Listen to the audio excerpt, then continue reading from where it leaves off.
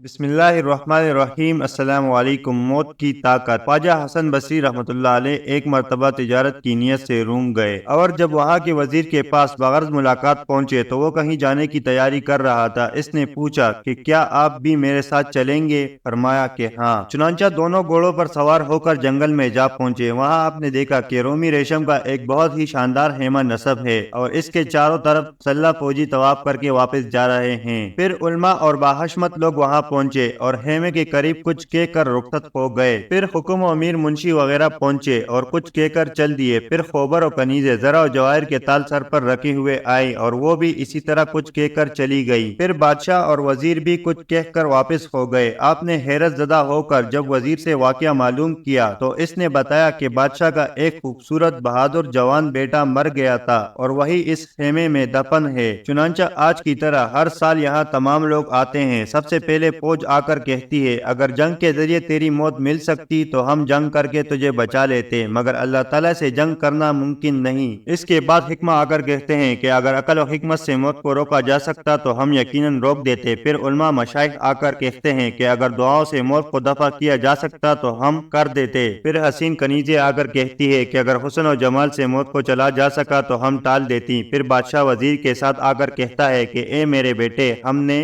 حکمہ طلبہ کے ذریعے بہت کوشش کی لیکن تقدیر الہی کو کون مٹا سکتا ہے، اور اب آئندہ سال تک تجھ پر ہمارا سلام ہو۔ یہ کہہ کر واپس ہو جاتا ہے۔ حضرت حسن نے یہ واقعہ سن کر قسم کھائی کہ زندگی بھر کبھی نہیں ہنسوں گا، اور دنیا سے بیزار ہو کر فکر آخرت میں گوشہ نشینی اختیار کر لی۔ مشہور ہے کہ 70 سال تک آپ نے ہمہ وقت باوضو رہے اور اپنے ہم عمر بزرگوں میں ممتاز ہوئے۔ کسی شخص نے ایک بزرگ سے دریافت کیا کہ حسن بصری ہم سے زیادہ افضل کیوں ہے؟ انہوں نے جواب دیا کہ حسن کے علماء کی ہر فرد کو ضرورت ہے اور اس کو سوائے خدا کے کسی کی حاجت نہیں۔ اللہ حافظ۔